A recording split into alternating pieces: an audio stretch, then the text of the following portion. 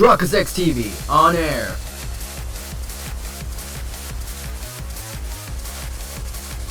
We are now live in 3, 2, 1.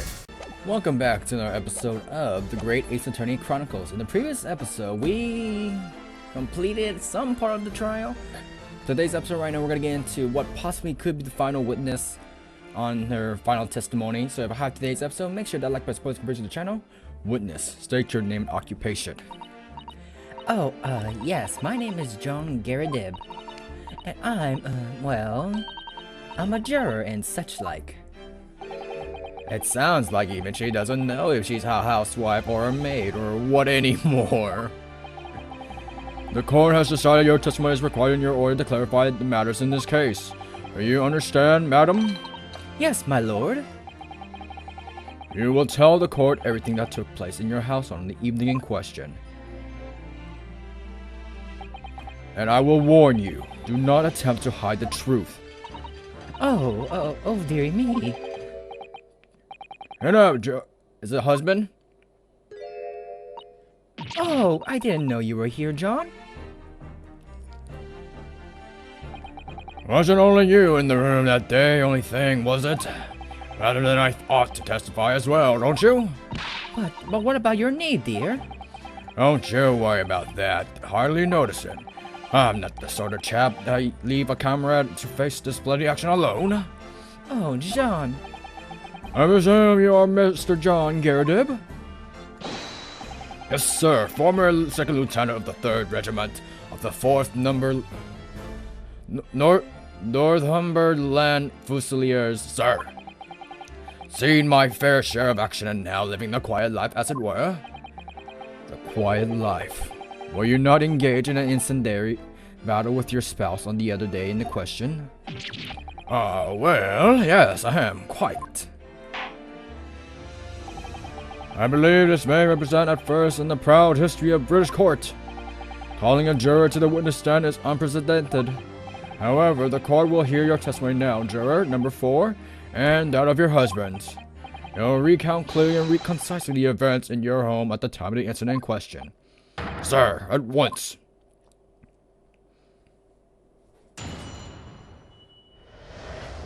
The Battle of Garrideb. Oh, wow. Yes, on the day of you're referring to, the wife and I did have a bit of skirmish. Can't recall the reason now.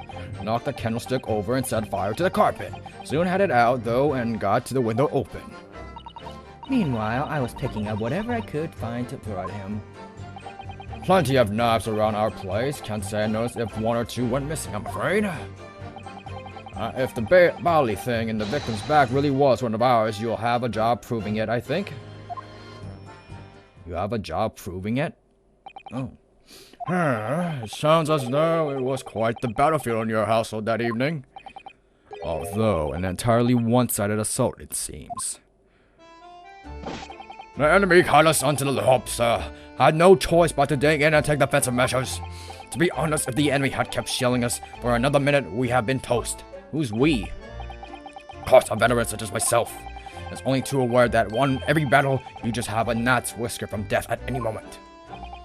Are we still talking about a marital quarrel here? Well, I must say I'm dubious that this testimony will shed any light on the origins of the jackknife. In combat, one's focus and areas such as surroundings are barely noticed. These witnesses may not be able to offer anything more than they have testified already. This may be a dead end. Von Sykes may well be right. I still suggest that she got hit by the book and fell unconscious, and then the book just landed on her head, and then the knife came in and just stabbed her in the back. We only have the last cross-examination to cover the truth, Mr. Naruhodo. Yes, I'm afraid so. Very well, counsel. Begin your cross-examination. Alrighty then. The Battle of Garrideb. So, from what I recall from the beginning of when we got the freaking jackknife, we found something that could be related to said case, and it's the tip that's missing. Joy-Con drip, please. That's the only thing that we kind of established here.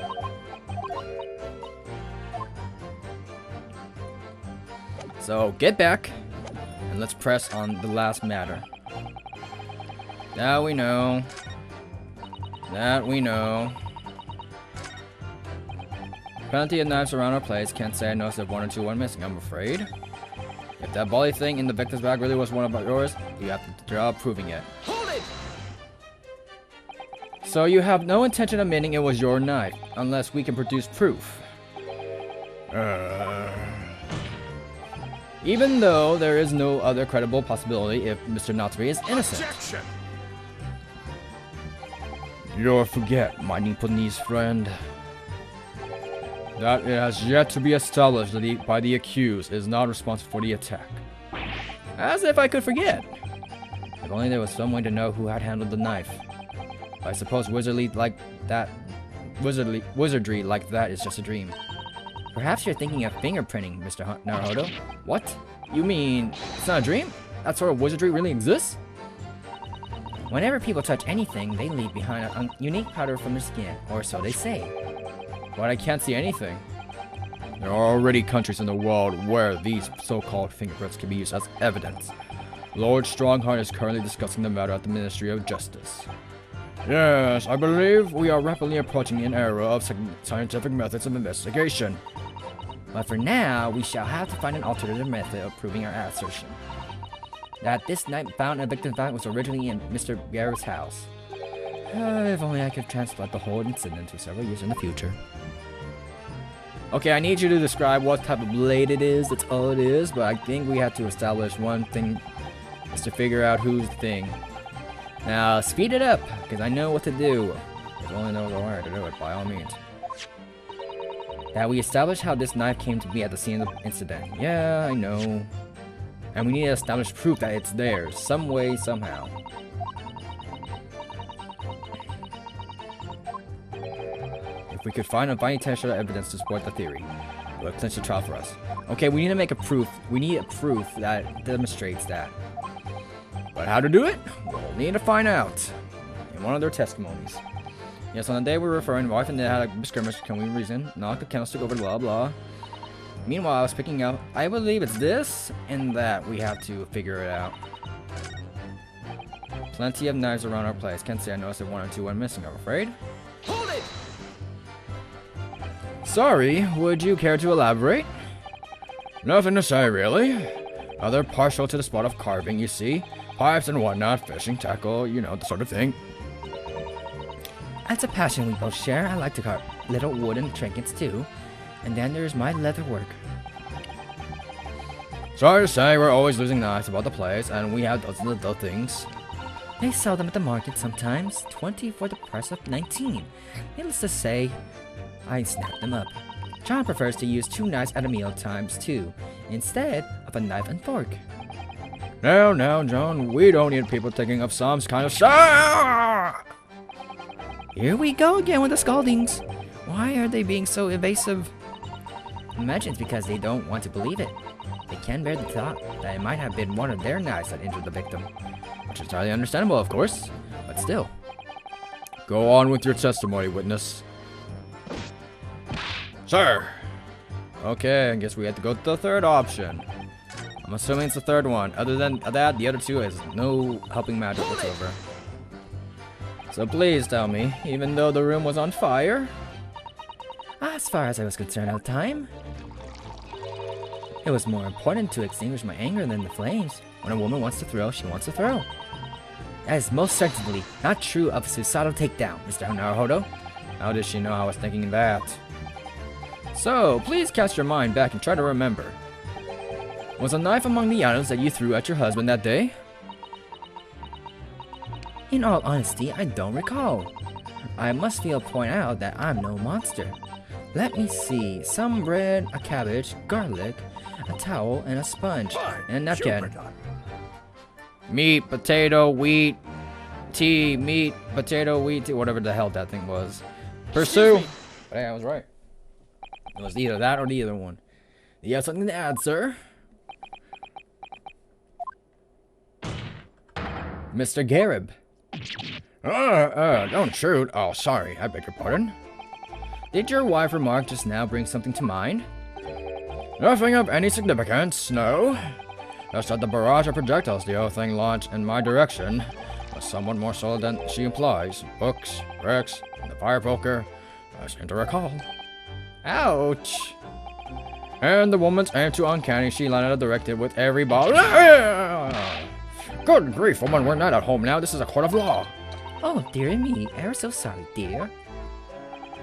What's she even doing with a teapot here? Honestly, John, I would never have thrown such things at you, obviously. Well, take a look at this, then. How do you suppose that happened, Your pipe, sir? I had this thing in my hand as usual at the time of the onslaught. Knocked it clean out with one of her soft projectiles. She did, yes. And when I went to pick the thing up, it was broken in two. I like to see a sponge do that sort of damage. I see, your pipe was broken. It would never have been sent flying unless it was hit by something pretty solid. Anyway, I've managed to bandage the thing up for now. Ha, you're one to exaggerate, aren't you, dear? I wonder what should we make of this account. It could be important. The difference between Mr. Garrett's remarks just now to be of great significance. This war veteran's words are only tell us one thing. Betray a fiery wife and pipes as well as hearts made broken. Sentimental wisdom, perhaps, but hardly worthy of adding to the formal testimony. Indeed, common sense, one might say. Might one add? In that case, could you at least permit us to examine the pipe, sir? Well, I don't see why not. Oh, dearie me, there you go again, trying to ingratiate yourself with a young lady. Very well, the court will accept the gentleman's pipe as evidence. I hope I didn't speak out of turn, Mr. Naruhodo. I was just feeling rather disappointed for you that your request was turned down. Oh no, it's fine. Thanks to Susato-san, we have some new evidence to work with. We should examine it carefully. Well, thank you for that rebuttal, Mr. Garrideb. Now, if we can return to the crux of the matter, what can you tell the court about the knife used to attack the victim? Alright, let's do the thing! 3, 4, 5, 6, 7. Examine. Yo! Yo! There it is. We got it. We got it. Does he not notice the thing when he's blowing that thing? Oh, something's just twinkling inside the chamber of the pipe there. Yes, I saw it. Something stuck in there, I think. Let's turn it over and give it a shake. What's this? It's a tiny fragment of metal. It looks like the tip of the blade or something. A tip of the blade? Surely it couldn't be. Alright then. We got what we need. Exit out. Plenty of knives. If that volley thing was affected back really well, you'll have to probably job proving it. Okay. Our option is this. Go! Mr. Garrideb, could I ask you to take a good look at this, please? You can ask, but I can't see a bodily thing. Oh, you can't? Used to call me Dead-Eye Deb back in the regiment, of course. But that was some time ago. Even when I'm trying to enjoy a large print book by the fire these days. I struggle to tell a B from a D and a P from a Q, to be honest. Oh, he does. Dearie me, it's rather wearing being asked about every other letter and every other word. You must be very dizzy. What is that? A tiny scrap of metal? Yes, almost certainty from the tip of a blade. And what may appear at first to be just a tiny scrap, in fact a crucial piece of evidence. Interesting. And where did the defense come by this evidence? It was lodged in the chamber of Mr. Garrett's pipe. My pipe, you say? By Jove, I wonder how that got there. What precisely does the fragment of metal signify, Counsel? Are you suggesting that it is some way related to the matter of the stabbing of the Briar Road?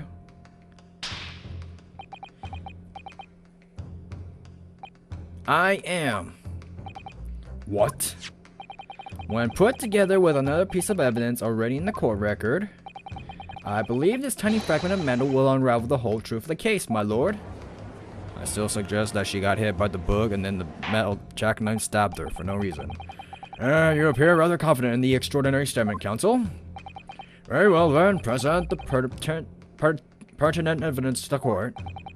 What evidence, when paired with the fragment of metal, allegedly reveals the truth of the entire case? Take that! This is the knife that was found in the victim's back. If you look closely, you will see that there's a small piece of tip of the blade that is missing. A common issue with inferior blades sold at unsavory street markets. Criminals who use them regularly leave the tips lodged in their victims' bones.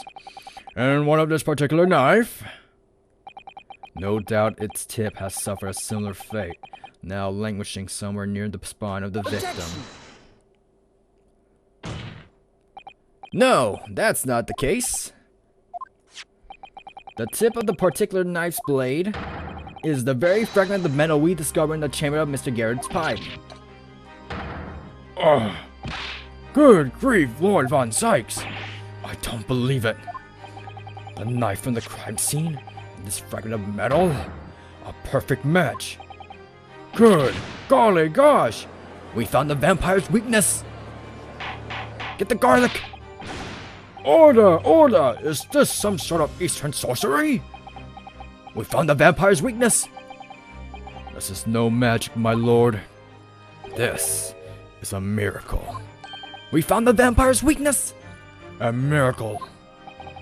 So Van Sykes has figured it out, has he? Counsel, explain this extraordinary coincidence at once. Yes, my lord. The crucial point we have to ask ourselves here is, when did the fragment of metal find its way inside Mr. Garrideb's pipe? Something that was clarified for us in the most recent witness testimony. Flashback again to a quick, brief moment. Had the thing in my hands at usual time of the onslaught, knocked it clean out with one of her soft projectiles. Yes. It would never have been sent flying unless it was hit by something pretty solid. Oh, dearie me. During the argument between these two that occurred, just as the victim was on the pavement below, Mr. Garrideb flung this knife at her husband. However, the knife missed Mr. Garrideb, instead striking the pipe in his knife at the time, which caused the tip of the break off, of course.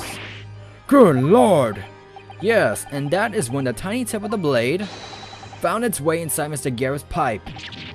The chances of that are 1,000,000 to 1. And yet there's no one other credible explanation for how the tip of the blade ended up in your pipe.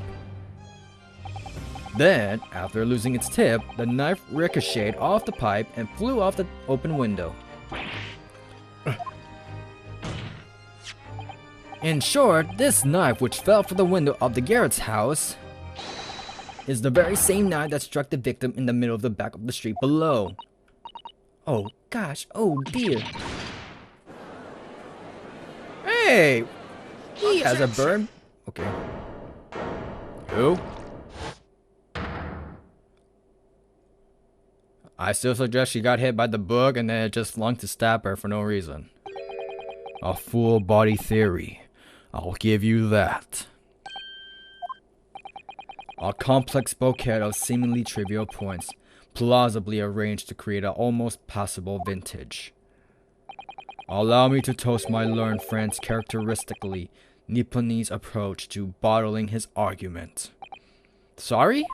Is that a compliment? But after all, it's just a theory. The bottle, I fear, is corked. Because you see, it's spoiled by insurmountable inconsistencies. Whatever. Insurmountable? What? Lord Von Sykes, explain yourself. What is the inconsistency you claim to have identified? An inconsistency of the simplest nature, my lord. The victim was found with a knife planted in the middle of her back. Yes, in her... That's right, you silly little man. I still suggest she got hit by the book first. Go on, old thing, what are you getting so excited about? Let us consider the basic facts of the case once more. The victim was walking along the pavement before being stabbed in the back and falling to the ground. If the knife that struck her head had fallen from above, there's no possible way it could have planted itself into the victim's back. Okay, I still suggest the book hit her in the head, she fell, it landed on there, and then the knife stabbed her. I still suggest that. I'm just saying. Quite right, you see, that's exactly right. If the knife had fallen on her from above, it would have struck her on the top of her head. What comes first, the chicken or the egg? The book comes first. The book came first. The book came first. That's what happened. The book came first, then the freaking knife. It would appear the defense has made rather a spectacular blunder. And the theory has even one inconsistency it cannot stand. Your theory, my learned friend, is history. No, it's not inconsistent. It's just the order of operations. We were so close, I could see the truth. I was so sure we were on the right track. But now the way has been blocked completely by just one simple inconsistency. You're thinking it wrong, or in the other words, we simply need to eliminate that one inconsistency and the theory will stand. Mr. Sato. You mustn't worry, Mr. Naruhodo. You were just caught off guard, that's all, and your mind went blank. But if the path you were on is indeed correct, then a way will present itself. The key is, it's the court record, I'm sure. All the information you need is there. It seems you have nothing to say, my Nipponese friend. Well, your silence speaks volumes. A tacit acceptance that your theory is fatally flawed. Objection!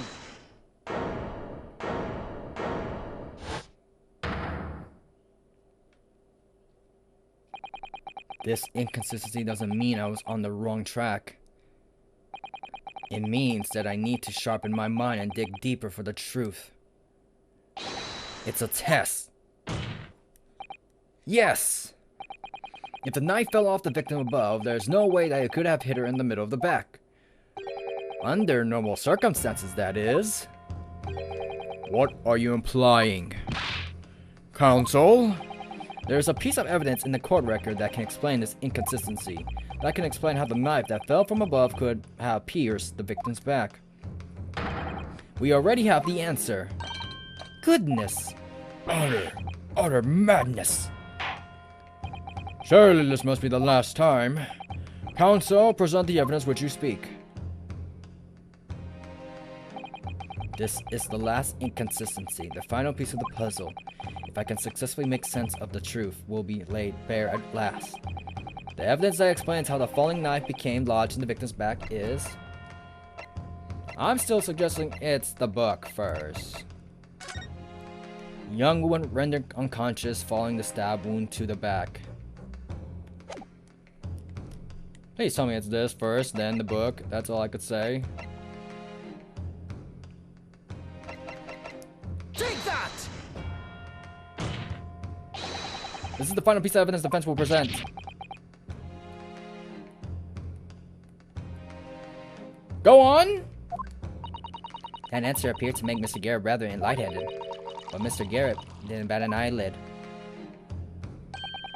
It would seem you've been cut down in your prime. Uh-oh. Well, that was not it. I knew it was the book first. I mean, I had the thing as an idea. It was an idea because either way, it had to lead to one thing. I was thinking the book or the evidence that supports the claim. Because it tells her that she was unconscious. She was unconscious first, then stab. So, do we have to do this again? Just fast forward it, Chief? Alright, book. Take that! Thank you! I knew it was the book. Like I said, this is the fourth book found at the scene. This is the final piece of evidence the defense will present. The burnt book? Is that not Mr. Garrett's book? Yes, and to understand its significance, we have to consider how it came to be at the scene in the first place. The photographic print clearly shows the book in question, and the victim holding it in her hand. But as we all now know, it was the police constable that put the book between our fingers like that. Quite so, as part of his wholesale transplanting of the crime scene. What we're talking about before that, that's true. However, as part of his testimony, Constable Beat made an extremely enlightenment statement on that point, stating that it was already like that.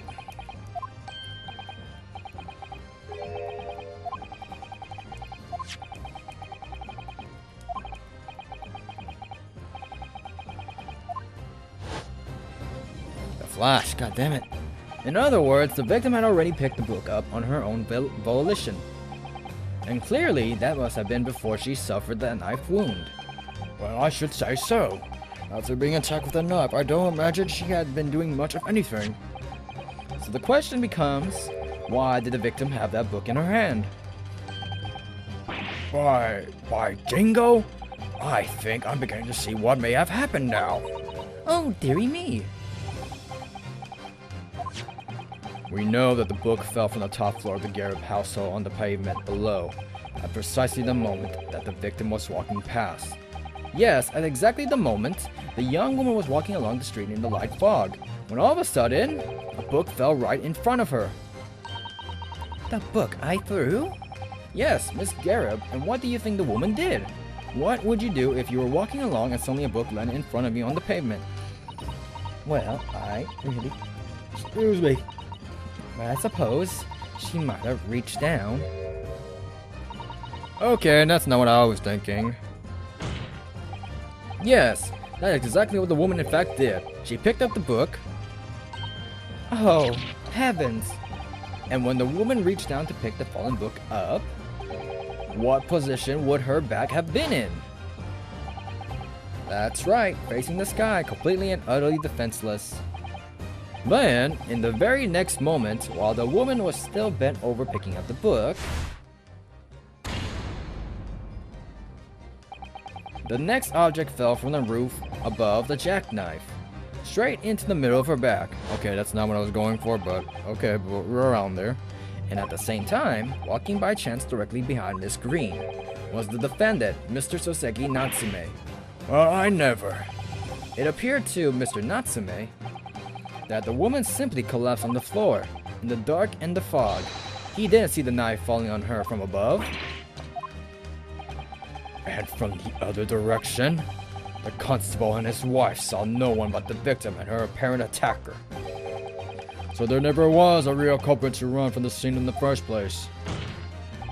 No, this was nothing more than a series of likely events that accumulated in an unfortunate accident. And that is the real truth behind the case.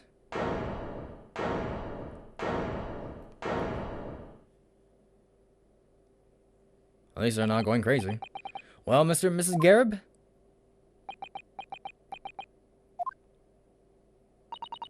The very first time you showed me that knife, I had my suspicions. I wonder if perhaps it might have been something like that. There, old bean. Poor Mrs. Garrideb. Of course, I never meant for anything of the sort to happen, but it was all my fault, wasn't it?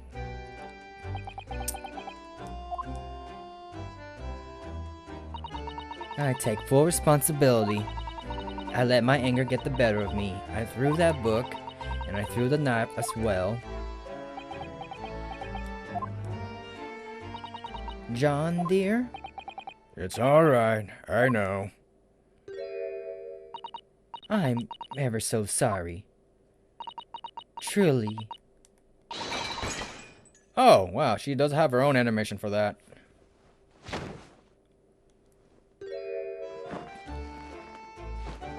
Your leg! Your leg! Your leg! Your leg!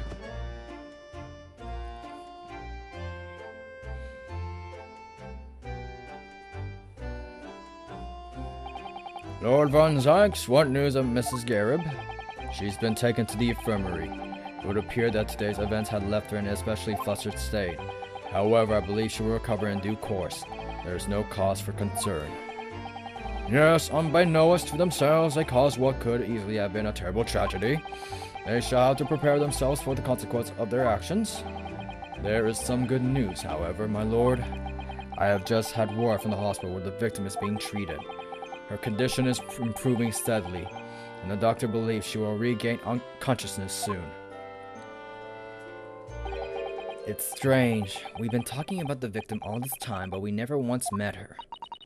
How wonderful. The woman is out of danger, it seems. Yes, that is good news. So, Mr. Soseki Natsume.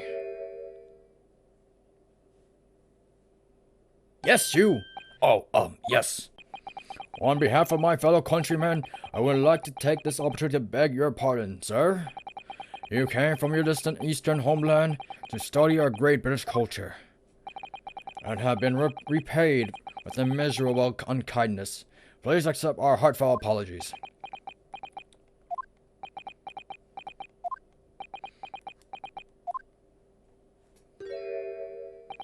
No, it is me who should be begging your pardon. Oh no, Mr. Natsume. That evening, when the young woman just collapsed on the pavement before my eyes, I jumped to the wrong conclusion again in my confusion. What conclusion, sir? I was sure that the woman was dead. Yes, Constable Beats said the same thing, didn't he? He thought she had been killed too. I suppose she must have looked completely lifeless. It's been about a year since I arrived in Great Britain now. I still can't get used to life here. I can't relax. I'm sure there are evil spirits lurking in the fog, like they're haunting me.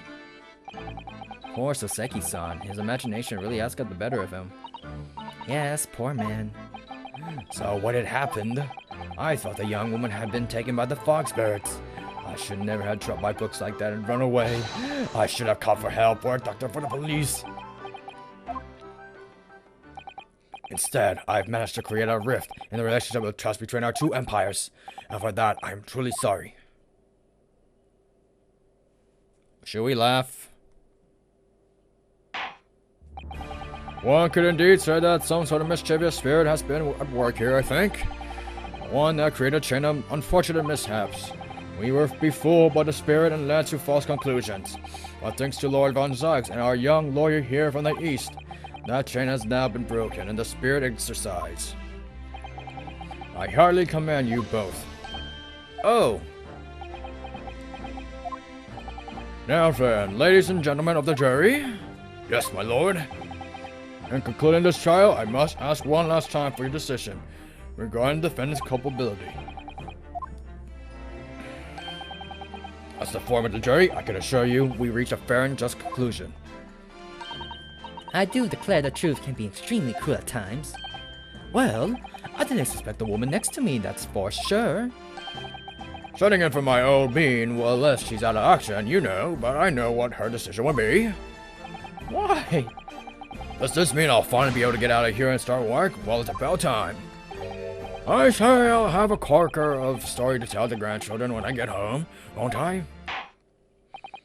Very well, ladies and gentlemen of the jury, I hereby demand your final decisions. Mr. Foreman? Not guilty. Not guilty. Not guilty. Not guilty. Not guilty. Not guilty.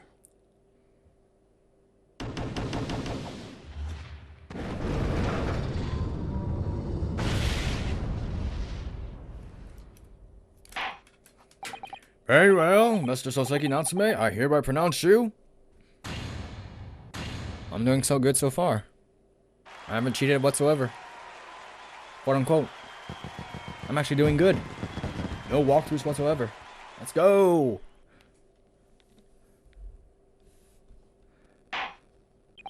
And finally, Mr. Natsume. Oh, yes, Lord, sir.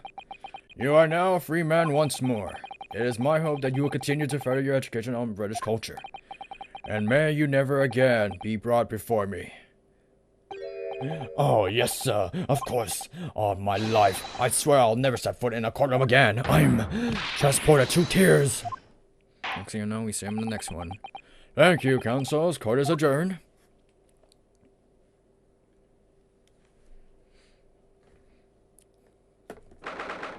'20th February. 3:17 p.m. The Old Bailey, Defendant's Antechamber. Oh, locum. Wait, you mean me? Of course. Is there any locum here? Is there even one? Compared to the original locum student, Mr. Naruhodo Esquire, your name has become rather short, hasn't it? What's wrong with with using my actual name? Oh, at last, I'm lost. I'm free. Joyful, joyous, jubilant, jubilation. Heavy, hearty, happiness. Hooah! Oh, I am pleased. Mr. Natsue is delighted. Wouldn't it have been so hard just to say that then? Locum, you did it. You saved me from the brink. Well, what happened to the poor woman was in no way your fault after all. I'm just glad everyone can see that now. No, not that. Lovely, loyal, locum, lawyer. Yes? I mean, as I said before, I have just never got used to life here in Great Britain. And every time I look over my shoulder, I see foreigners. I see towering brick buildings. And from high up windows, I see them looking down on me, laughing. Look at them like they're hunchback. Oh dear, I'm sure it's all in your head, Mr. Natsume. But today, you locum lawyer gave my gloom the boot. You stood firm behind the baronial bench before all those babbling British. You battled to the bitter end, laying bare the baffling truth. And when I'm behind the building's fireworks among the beams of the Bailey's roof, I bellowed, "Behold the best breast I've ever borne." Well, then, that's very flattering, and we're very pleased for you. This has given me a wonderful anecdote to recount to my old friends back in Japan. An antidote? Is that what's to become of my all hard work? There you are, my dear fellows. I apologize for keeping you waiting. I rose late this morning. Oh, Mr. Sholmes, what a pleasure to meet you. I see I am in not a moment too soon. The disaster has been averted, I'm glad to say. Oh. The trial shall begin presently, Mr. Naruhodo, and I wish you the very best of luck. It's just finished. What? No, then my haste was in vain. It's you, Herlock Sholmes. Oh, have we met, sir? This is Mr. Natsume, the man you had arrested, Mr. Sholmes. Ah, I see. I failed to recognize you at first. Our previous encounters have taken place in the gloom, either of your bleak lodgings or the prison cell. I simply couldn't place that curious face in the light. Charming. This is all your fault, Herlock Sholmes. You're the reason I had to go through this terrible ordeal. I'm going to give you a piece of my mind. My apologies, sir, but I assure you, I have placed you now. You're the fellow who abandoned that poor young lady and ran off, are you not? Ugh. Had she been taken to the hospital more urgently? I feel perhaps she would have regained consciousness by now. Ugh. But it was unavoidable, I'm sure. But we are human, after all. Anyone would have been shaken by such an experience.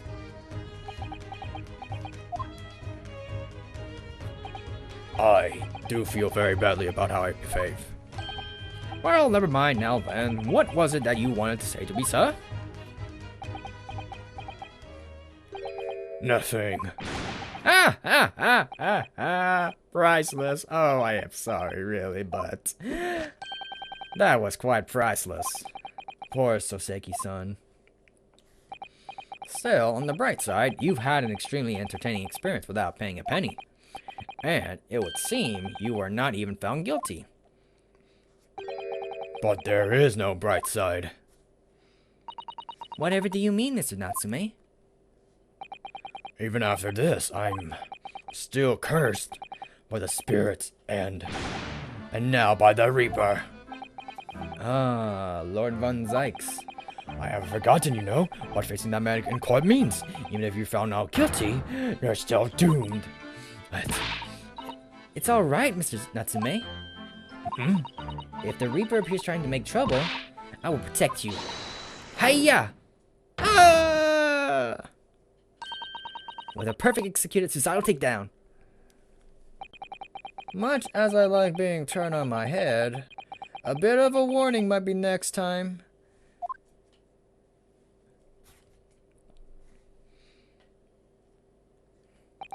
So, Mr. Natsume, what do you intend to do now? You mentioned something about recounting your experience to your friends back in Japan.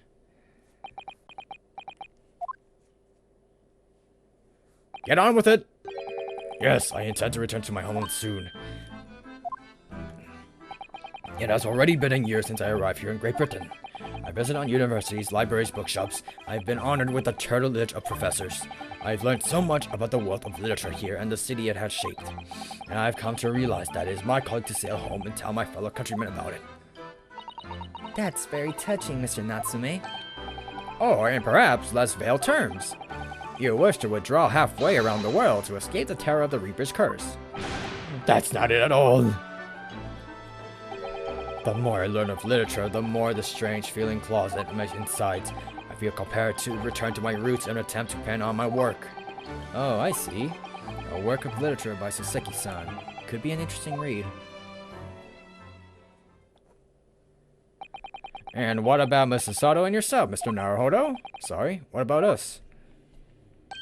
Will you return to Japan alongside your mustached compatriot? Why would we?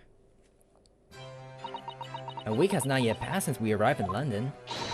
And only now does it feel as though we're finally found our feet. And you are accommodated in the hotel at present, are you not? That's right, but we need to find lodging before it bankrupts us. I've calculated we only can afford another 10 nights before our entire budget is exhausted. Well then, you could take my lodging. Oh, the windowless room. Ah, but what it lacks in windows, it more than makes up for with the floor, a ceiling, and walls. Great! And of course, I'd be happy to leave behind the accursed evil spirits. Oh my, an evil spirit? Oh yes! It tries to suffocate you while you sleep. It's... You sure it's not the cat? We'll think about it, if it's alright. Perhaps I can offer a more welcome alternative. Would you consider taking lodgings with me? Really? Well, a vacancy has conveniently presented itself, though it is up in the attic, I might add. Are you sure isn't just a storage loft? I spoke with the landlady this very morning on the matter of price, and Iris is cleaning the room as we speak.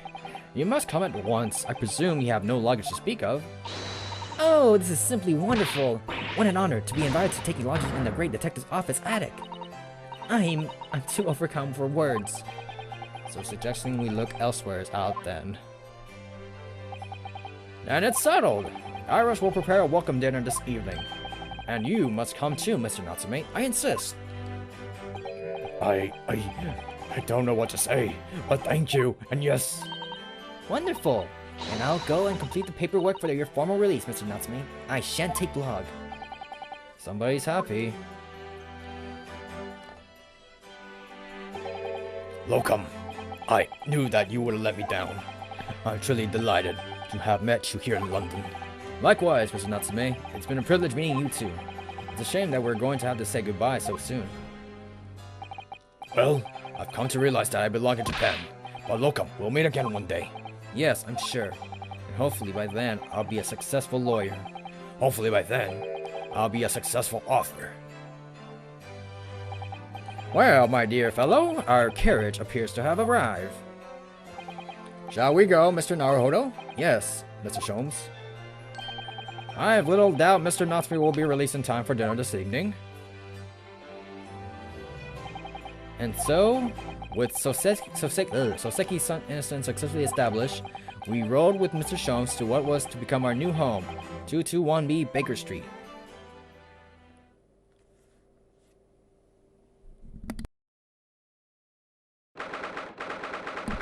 February 20th, 4:41 p.m. The attic room.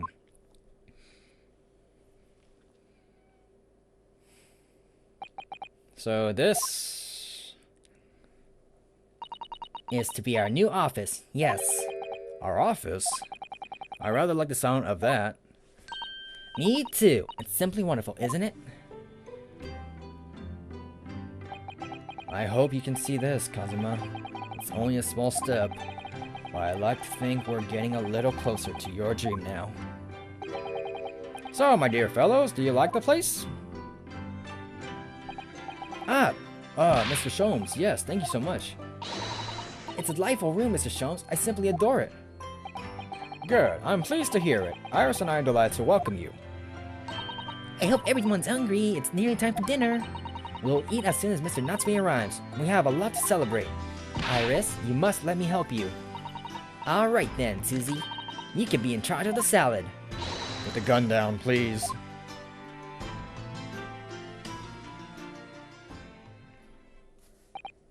So, Mr. Naruto, how does it feel? To have your own office in the capital? It's very exciting, actually. I can't help wondering what adventures awaits us. Those were precisely my sentiments when I first established my office at these premises. Until I discovered the dark truth about the city of London. That is, sorry. London is a glorious place, full of wonder, opportunity, prosperity, and mirth. And the brightest of lights cast the darkest of shadows. Shadows? What do you mean? Well, I believe you are well aware of the murkiness that lies behind London's facade already. So, once again, Mr. Naruhodo, welcome to London.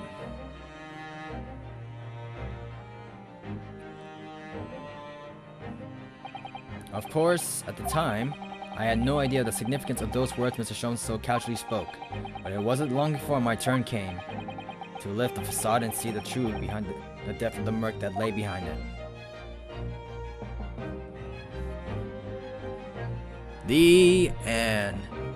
With that, we'll end the episode right here. Like, comment, subscribe, Chronicles TV, and I'm signing out.